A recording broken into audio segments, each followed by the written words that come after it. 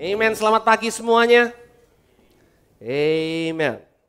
Hari ini saya akan mengajar tentang mitos dan kebenaran tentang pemuritan. Mitos dan kebenaran tentang pemuritan. Myth and truth about discipleship. Nah saudara, di dalam kehidupan kekristenan ini, apa yang seringkali dilakukan berulang-ulang dianggap kebenaran.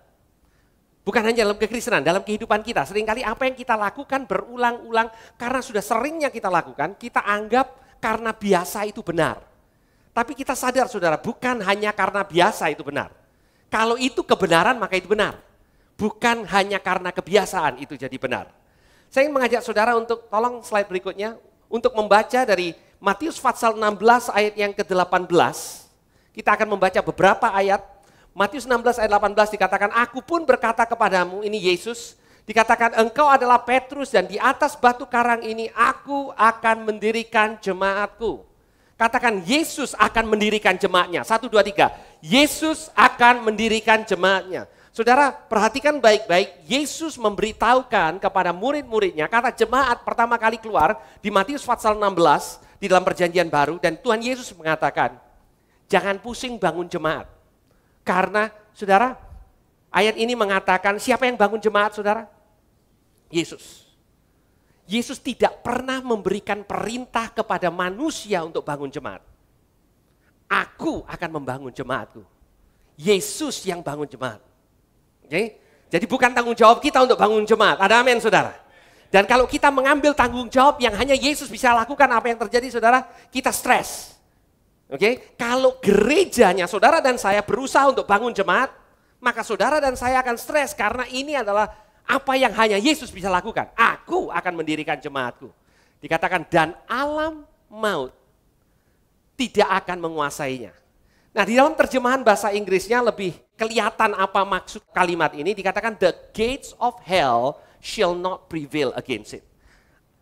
Saudara, pintu gerbang itu diam atau bergerak. Saudara pernah lihat pintu gerbang yang bergerak-gerak? Saudara lihat masuk ke perumahan loh, pintu gerbangnya minggu yang lalu ada di sini, sekarang sudah bergerak ke sana. Pernah melihat seperti itu? Nah, saudara, ayat ini mengatakan yang bergerak maju itu adalah gereja Tuhan, yang bertahan itu adalah kerajaan kegelapan. Jangan dibalik, saudara. Pintu gerbang alam maut tidak akan bertahan terhadap gereja yang Tuhan Yesus dirikan. Ada amin saudara. Gereja yang seperti ini yang membuat saudara dan saya yang berada di dalamnya punya kuasa atas alam maut. Karena Yesus yang dirikan gerejanya. Nah, selanjutnya saudara, sebelum Tuhan Yesus naik ke surga, ini yang Tuhan Yesus pesan kepada murid-muridnya. Matius pasal 28, ayat yang 19 dan 20.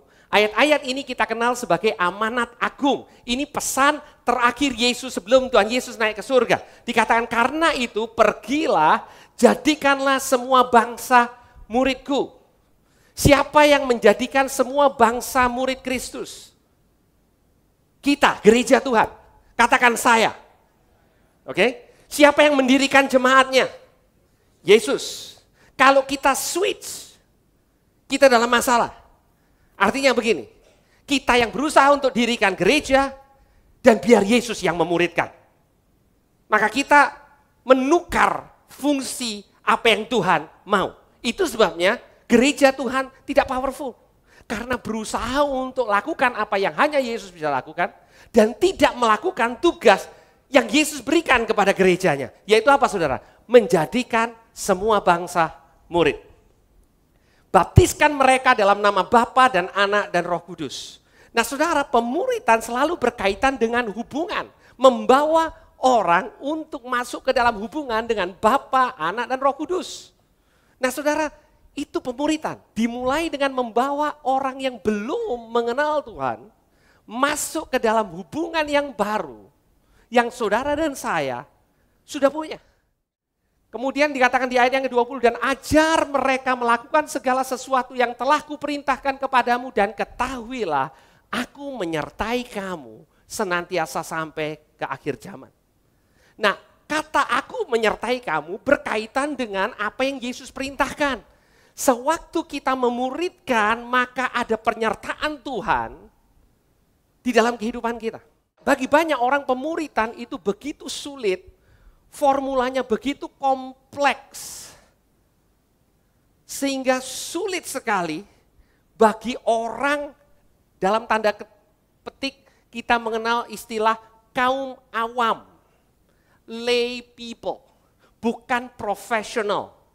Sepertinya namanya pemuritan itu harus dilakukan hanya oleh beberapa orang Kristen, karena kalau tidak terjadi kesalahan, maka akibatnya fatal. Hati-hati, kalau engkau tidak pernah tahu caranya memuridkan, terus engkau memuridkan, salah-salah nanti yang dimuridkan jadi monster, bahaya. Nah akhirnya gereja Tuhan mengambil sikap bahwa biarlah pemuritan, pekerjaan pelayanan itu dilakukan oleh profesional, oleh hamba Tuhan, oleh pendeta, oleh staf full time gereja, dan gereja Tuhan hanya support. Itu sebabnya apa yang terjadi, Matius 16 ayat 18, gereja yang berkemenangan, yang membuat alam maut gentar tidak terjadi. Karena yang melakukan hanya beberapa orang profesional, bukan seluruh gereja. Sebelum saya menunjukkan mitos dan kebenaran tentang pemuritan, saya ingin menceritakan tentang sesuatu yang mungkin saudara tahu sejarahnya. Kalau saudara pengguna internet, saya yakin saudara tahu apa yang saya akan ceritakan kepada saudara. Saudara, kalau saudara mau mencari informasi tentang sesuatu, bagi saudara yang di sini yang sudah kepala 3, gitu ya, yang mengenal zaman sebelum internet, saudara nyarinya di ensiklopedia. Ya. Nah, saudara, siapa yang pernah, yang masih punya ensiklopedia yang dalam bentuk CD yang dikeluarkan oleh sebuah perusahaan yang namanya Encarta. Encarta Ensiklopedia. Saudara, Encarta itu dilahirkan oleh sebuah perusahaan yang sampai hari ini masih top, namanya Microsoft. Encarta itu milik Microsoft, saudara. Encarta dimulai tahun 90-an, dan siapa yang sekarang masih pakai Encarta? Angkat tangan. Nggak ada, saudara. Tahun 2009, bahasa Jermannya Encarta kukut.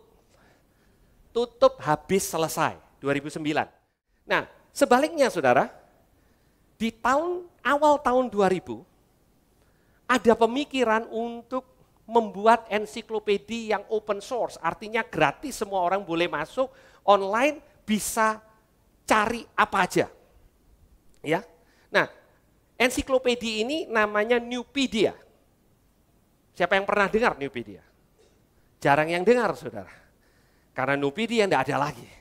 Ya, Nupedia ini akan menuliskan artikel-artikel yang disensor, dipastikan objektivitasnya oleh para ahli di bidangnya masing-masing. Nah, untuk memberikan bahan kepada Nupedia untuk disensor, maka ada feeder. Feeder itu artinya seperti pemberi bahan, ya, yang dilakukan oleh siapa saja. Pemberi bahan itu yang dikenal dengan Wikipedia. Siapa yang pernah pakai Wikipedia? Angkat tangan. Nah banyak, saudara. Saudara masih tinggal di zaman, ya. Setiap kita pernah pakai Wikipedia. Wikipedia ini merupakan sekarang salah satu sites yang paling banyak dikunjungi oleh manusia di belahan bumi manapun. Wikipedia. Saudara mau cari tentang apa aja, saudara ketik Wikipedia, maka muncul semua informasinya. Wikipedia awalnya adalah feeder atau pemberi bahan untuk Nupedia yang dikerjakan oleh profesional. Kenapa harus profesional, saudara? Karena ini ensiklopedia kan dibaca oleh banyak orang. Gimana kalau enggak balance? Gimana kalau enggak objektif?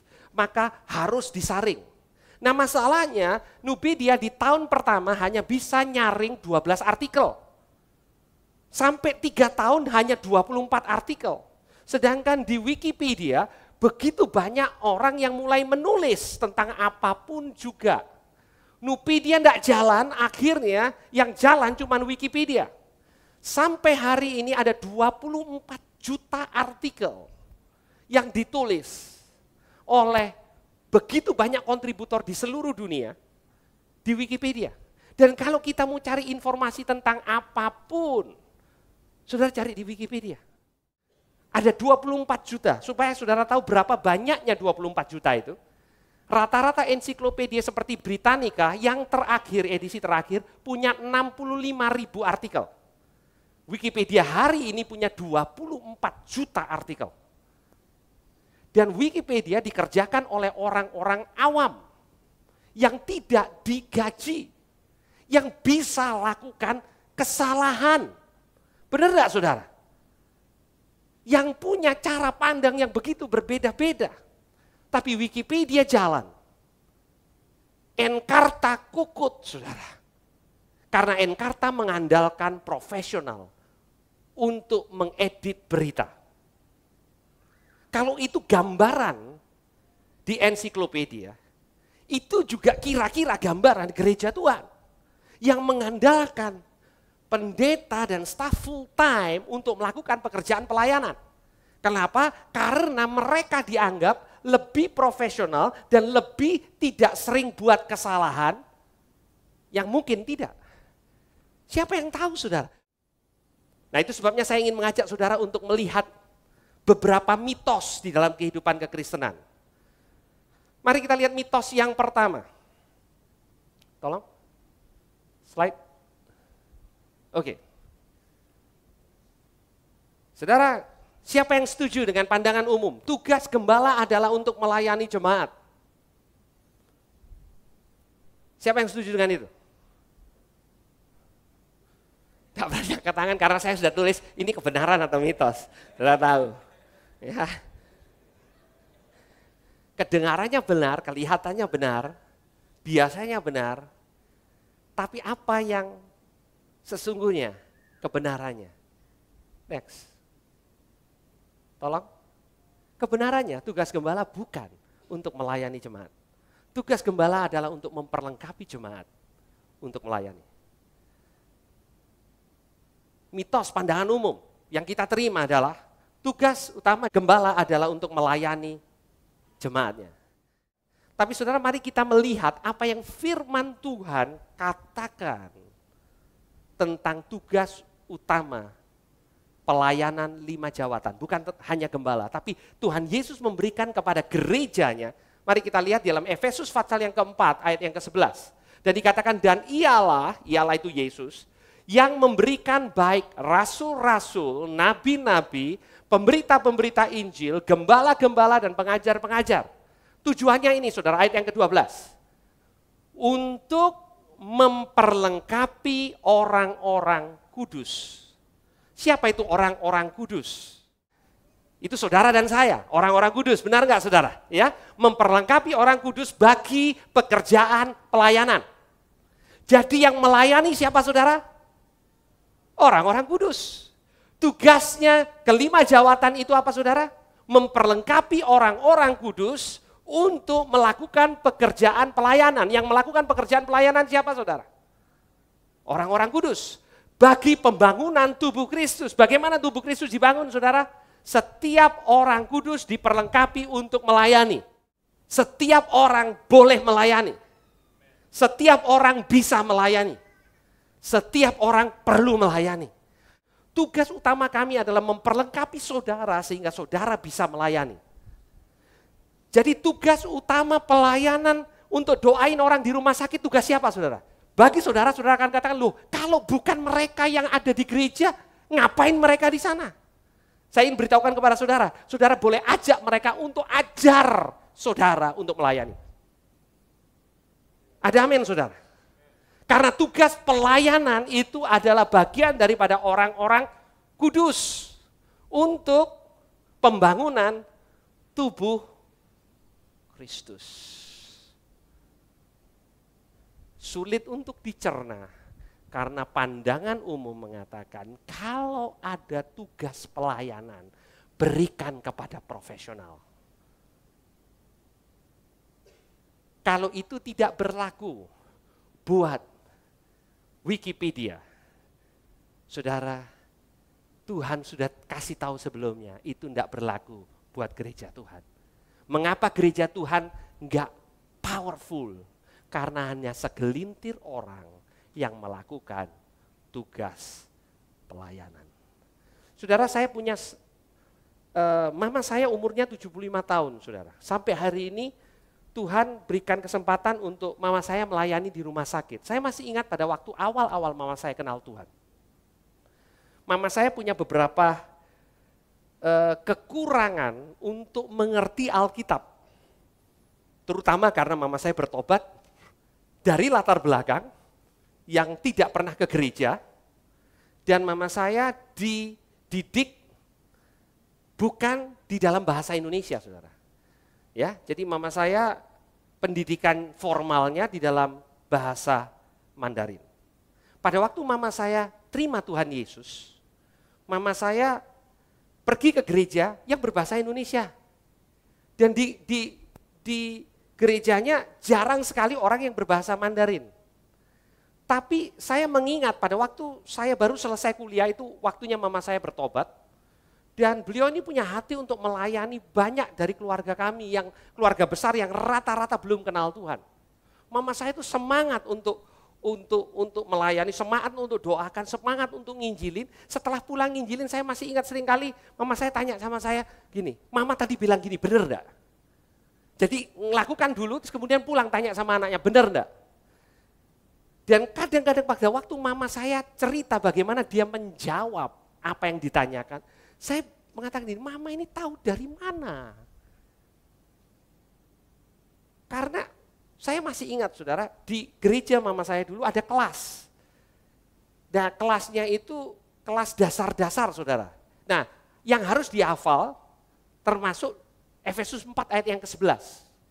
Jadi mama saya itu ngafalin 5 jawatan buat mama saya. Jawatan itu apa? Bingung, saya harus nerangin, ma jawatan itu ini. Duh kok susah ya, gimana kalau dijawab 5 pelayan Tuhan?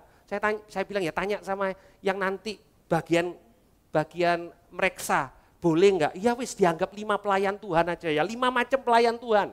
Mama saya bilang gitu. Terus mulai ngomong rasul, mulai ngitung. Saya ajarin saudara, kalau gembala itu kayak jari kelingking, penginjil itu yang paling depan, penginjil itu yang paling panjang, itu kayak jari tengah dan lain sebagainya supaya mama saya lebih gampang, ya. Terus seperti itulah, pokoknya pelayanan 5 jawaban, mama saya mulai menghafalkan. Tapi sebelum mama saya hafal 5 jawatan, mama saya sudah melakukan tugas pelayanan. Kemana-mana doain orang. Dan saudara, yang mencengangkan adalah cerita doain saudara pada waktu itu saya sudah melayani Tuhan, saya sudah khotbah, saudara. Sekalipun saya belum gembala, saya sudah khotbah. Dan saya masih ingat saya berdoa untuk orang sakit. Dan yang luar biasa setelah saya berdoa, mati, saudara. Ya. Mama saya berdoa dengan simple, mungkin secara teologis tidak sungguh-sungguh tepat, sembuh. Kalau saudara sakit, saudara pilih mana? Didoain pendeta yang tidak punya kesalahan dalam doanya, dalam kata-katanya. Atau didoain orang biasa. Yang mungkin ada kata-katanya yang sedikit salah dan kurang enak untuk didengar. Tapi sembuh. Saya milih yang kedua, saudara. Bukan berarti kalau begitu kita doa sembarangan. No. The point is, seringkali kita merasa bahwa kita tidak cukup bisa. Myth yang kedua, tolong. Saya belum siap untuk melayani sampai saya mengetahui banyak. Saudara, Orang mengatakan kalau kamu belum tahu banyak, kamu melayani, nanti yang kamu layani sesat, kamu sesat. Kebenarannya saudara, Tuhan siap memakai saudara sekarang. Sekarang saudara. Kalau saudara sudah lahir baru, saudara sudah mengenal Tuhan Yesus, saudara siap untuk melayani. Gimana kalau saudara enggak tahu yang namanya homiletika, segala macam. Saudara enggak tahu bedanya homiletika dengan estetika. Saudara enggak tahu apa itu eskatologi sama eskalator, apa bedanya. It doesn't matter. Next. Saudara, pada waktu Tuhan Yesus melayani seorang perempuan di Samaria, dan kemudian perempuan itu begitu takjub karena Tuhan Yesus mengatakan benar, engkau seperti engkau katakan kau punya 5 suami dan yang hidup sama-sama engkau ini bukan suamimu.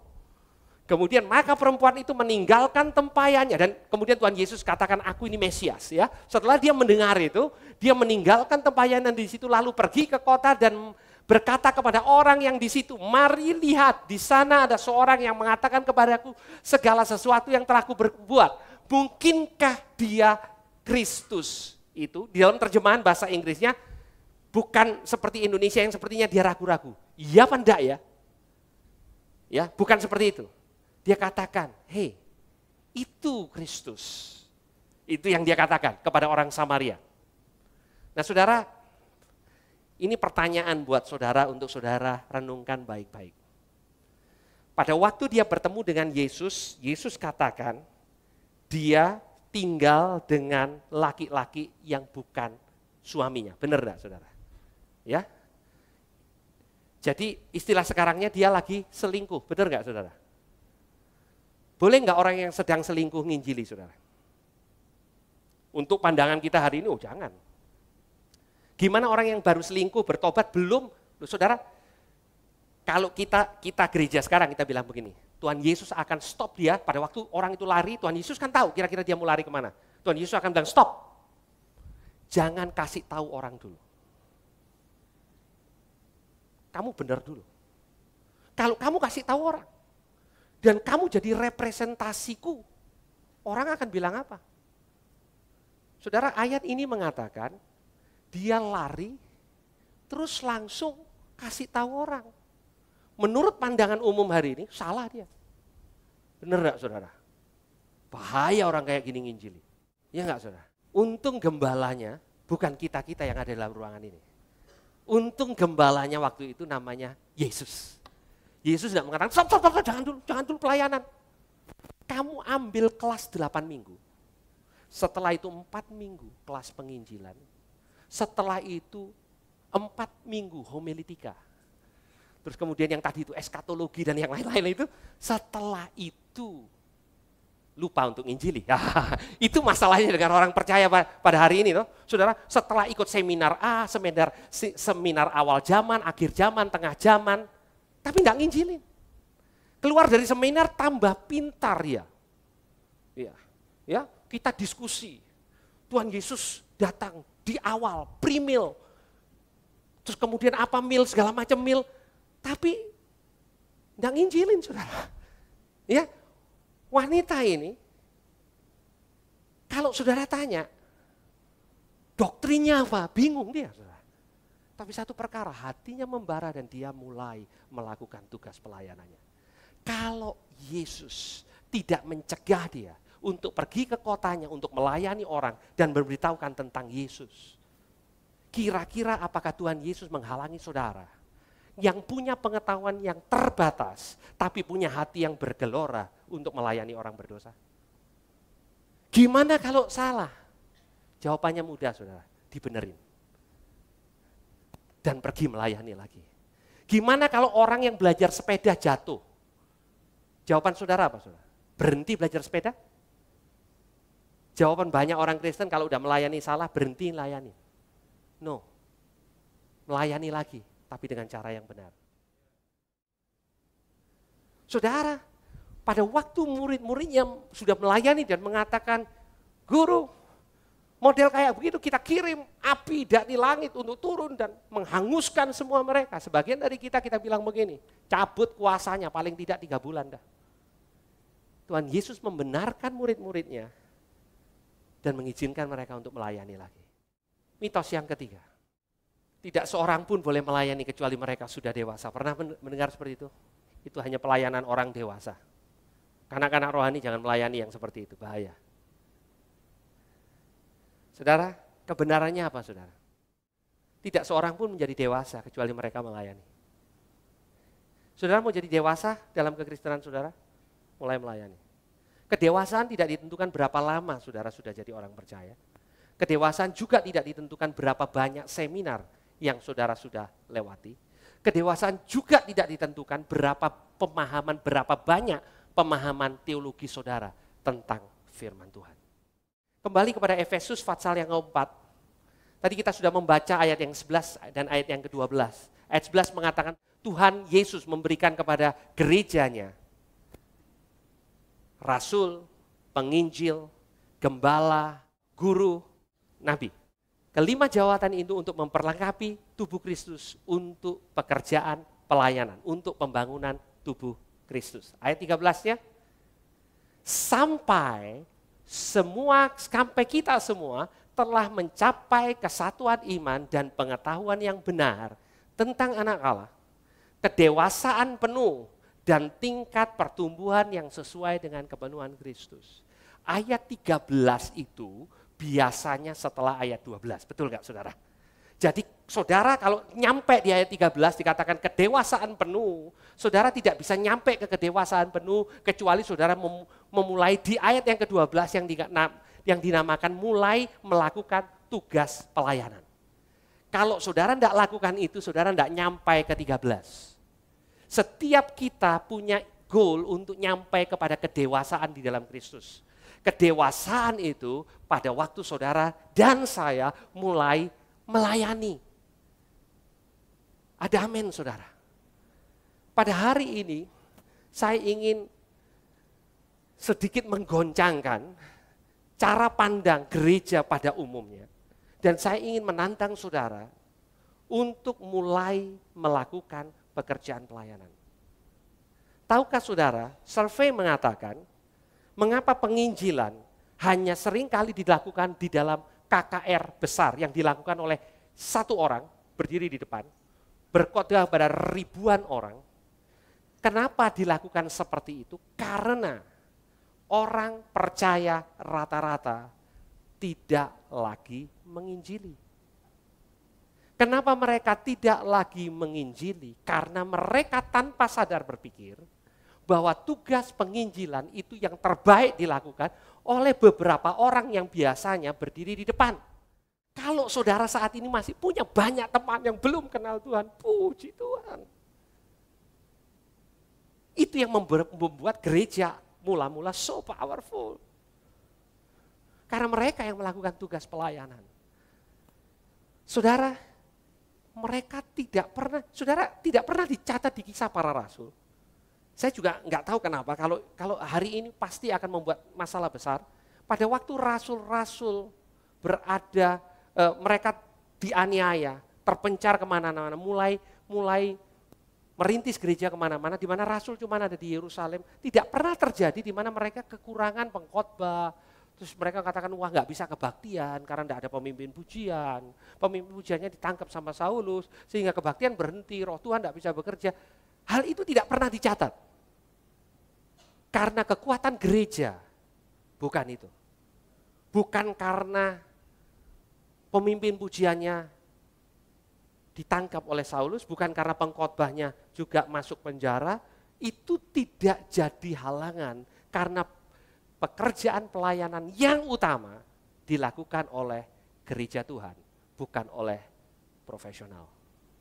Saya ingin menantang saudara selama minggu-minggu ke depan, bukan hanya minggu-minggu ke depan, tapi kami rindu sebagai jemaat.